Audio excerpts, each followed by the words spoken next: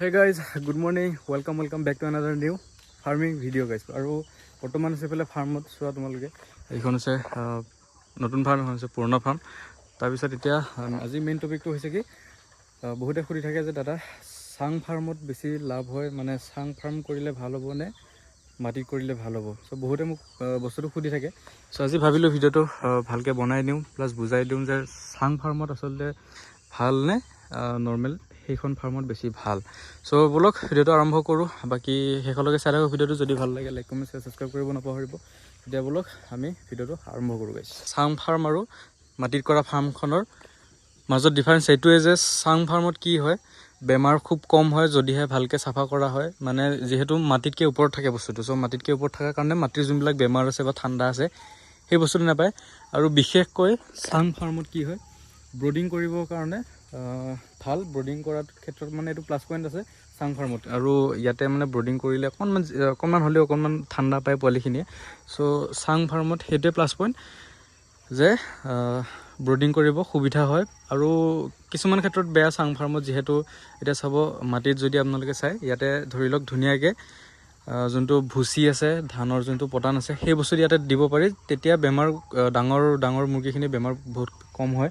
আৰু ইয়াতে অলপমান মুৰ্গীৰ বেমাৰটো হয়, তাৰ কাৰণটো হৈছে ইয়াতে ভুচিটো দিব নোৱাৰি, তেনেকৈ থাকে। আৰু মানে সিহঁতৰ লেতেৰা যোনবিলাক হেৰি আছে সেইবিলাক বস্তু মানে তললৈ খুব কম পৰিমাণে পৰে মানে। আৰু তেনেকুৱা আৰু বস্তুটো অলপ বেছিকৈ চাফা কৰি থাকিব লগা হয়। কিন্তু মাটিত কৰা প্লাছ পইণ্ট সেইটোৱে যে তাতে ভুচি দিব পাৰি ধুনীয়াকৈ ধানৰ ভুচিখিনি, ধানৰ পতান যি বুলি কয় আপোনালোকে, সেই বস্তুটো দিব পাৰি। সেই বস্তুটো দিয়াৰ ফলত কি হয়, বেমাৰ কম হয়। আৰু ইয়াতে চাং ফাৰ্মত ভাল সৰুতে ৰাখিবৰ কাৰণে, আৰু এইখন ফাৰ্মত ভাল ডাঙৰ হোৱাৰ পিছত ৰাখিবৰ কাৰণে। চ' সেই বস্তুটো মানে তেনেকুৱা। আৰু বাকী চাং ফাৰ্মৰ এটা বেয়া ইয়াত নিগেটিভ পইণ্ট এটাই যে আৰু দামটো ইয়াৰ খৰচাটো মানে বেছি হয়। এইখন ফাৰ্ম বনাবলৈ আপোনাৰ খৰচাটো বেছি হয়। কিয় কৈছোঁ, যদি আপোনালোকে চাং ফাৰ্মত ইয়াতে টক্টা দিয়ে, টক্টাৰ দামটো বাঢ়ি গ'ল, প্লাছ তেনেকুৱা হয়। আৰু সেইবিলাক মানে খুটা চুটাবিলাক বেয়া হৈ যায়। এতিয়া ইয়াতে টেনশ্যন নাই ইমান বেছি, কিন্তু এইকেইখনত কি হয় মানে মেইনটেনেঞ্চটো বেছি, প্লাছ হাই কষ্ট। মানে এইখন চাওক, এতিয়া মোৰ এইখন 24x36 ফুটৰ ফাৰ্মখন বনাওঁতে মোৰ গৈছে প্ৰায় 45,000 টকা। আৰু এইখন 20x12 ফুটৰ ফাৰ্ম বনাওঁতে গৈছে মোৰ প্ৰায় কিমান এইটো প্ৰায় 70,000 গৈছে। চ' ডিফাৰেঞ্চটো সেইটোৱে, টক্টা কিনোতে পইচা গ'ল, টিং কিনোতে পইচা গ'ল। ইয়াতে বাৰু টিং নাই, ট্ৰিপাল আছে। আৰু ইয়াতে 5,000 টকা ধৰি দিছোঁ, ইয়াতে 50,000 টকা গৈছে। চ' 20,000 টকা কমত ইয়াতকৈ প্ৰায় ডাবুল চাইজত, ডাবুল ডাঙৰ ফাৰ্মখন হৈ গৈছে। চ' সেইটোৱে বস্তুটো। এইখন বাৰু এতিয়া ব্ৰডিঙৰ কাৰণে বেছি ভাল। চ' ইয়াতে হয়তো মই ব্ৰডিঙে কৰিম অকল। চ' ইয়াৰ পৰা ব্ৰডিং কৰি কিনে বাকী চব মুৰ্গী ইয়াতে ৰখাম, ইয়াতে মাজত পাৰ্টিশ্যন এখন কৰাম। চ' তেনেকুৱা বস্তুটো।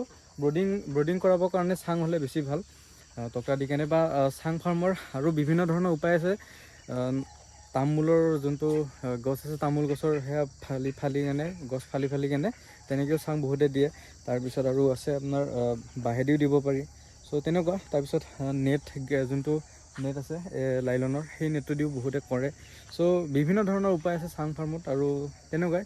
বাকী চাং ফাৰ্ম মই বাৰু টক্টা দি দিছিলোঁ, চ' সেইবাবে অলপ খৰচাটো বেছি হৈ গ'ল মোৰ। বাকী একো নাই, তাতে মই ধুনীয়াকৈ যোনটো ব্ৰডিং আছে সেই ব্ৰডিংটো মই তাতে কৰাম সেইখন ফাৰ্মত। তাৰপিছত ইয়াতে মাজত দুটা পাৰ্টিশ্যন দি কেনে ইয়াতে একমাহ এটা ৰুমত, একমাহ এটা ৰুমত, তো তেনেকৈ ৰখাম বস্তুটো। একেবাৰে এতিয়ালৈকে কৰা নাই, আৰম্ভ কৰা নাই কাম, একেবাৰে কাম আগবঢ়াম।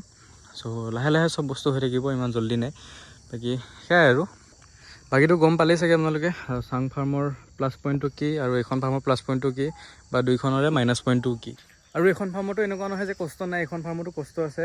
ৰেকিং কৰি থাকিব লাগে। ৰেকিং মানে কি, যোনটো ভুচি আছে বা ধানৰ পতান আছে, সেই বস্তুটো মানে টাইমলি বস্তুটো চেঞ্জ কৰি থাকিব লাগে। বা যদি একেবাৰে বেয়া হৈ নাযায়, দেন সেইটো ৰেকিং কৰিব লাগে, মানে ওলট পালট কৰি দিব লাগে। চ' সেই বস্তুটো ইয়াতেও আছে। মানে কষ্ট দুইটাতে আছে, কিন্তু অলপ ডিফাৰেঞ্চ আছে। আৰু ইমানো নাথাকা নহয়, ডিফাৰেঞ্চ আছে, ভালেখিনি ডিফাৰেঞ্চ আছে। প্ৰাইজত মানে খৰচতে হওক বা কষ্টতে হওক, দুইটাতে ডিফাৰেঞ্চ ভালেখিনিয়ে আছে। চ' সেইটোত মই অকল ব্ৰডিং কৰাৰ কাৰণে ৰাখিম, আৰু এইটো মেইন সেইখিনিৰ কাৰণে ৰাখিম। আৰু তেনেকৈ ধুনীয়াকৈ চলি যাব। আৰু বাকী আজিলৈ ইমানেই আছিলে। বতৰটো চাওক, ধুনীয়া বতৰ। আৰু আশা কৰোঁ ভিডিঅ' চাই ভাল পালে। কেনেকুৱা টাইপৰ আৰু ভিডিঅ' লাগে প্লিজ কমেণ্টত জনাব আপোনালোকে। বাকী আজিলৈ ইমানেই আছিলে। সৰু সৰুকৈ ভিডিঅ' বনাব চেষ্টা কৰি থাকোঁ আৰু কেনেকুৱা টাইপৰ ভিডিঅ' লাগে আপোনালোকে প্লিজ কমেণ্টত জনাব যদি ভাল লাগে লাইক কমেণ্ট শ্বেয়াৰ ছাবস্ক্ৰাইব কৰিব নাপাহৰিব জল্দি টুকুৰা কৰাই দিয়ক গাইছ বাই বাই